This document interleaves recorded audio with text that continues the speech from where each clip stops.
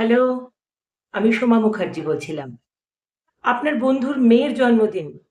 একটা ৫,০০০ দামের শাড়ি কিনে ফেললেন। আপনার বোনের ছেলের বিয়ে, ১০,০০০ মার্কেটিং করে ফেললেন।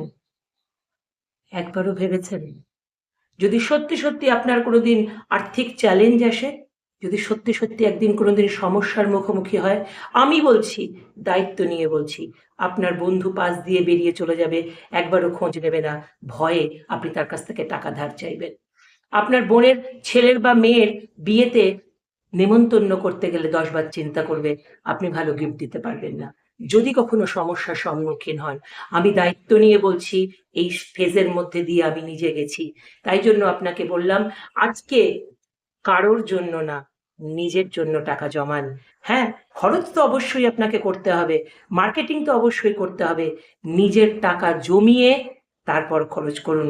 ক্রেডিট কার্ডে নয়, নিজে খরচা করতে গেলে যেন মনে হয় আমার কাছে একটা আর্থিক সঙ্গতি দারুণভাবে আছে। এইটুকু আমি আপনাকে বলবো। আপনার বিপদে কেউ আপনার খোঁজ নেবে না, যাদের জন্য আপনি এখন ফালতু টাকা নষ্ট করছেন। নমস্কার।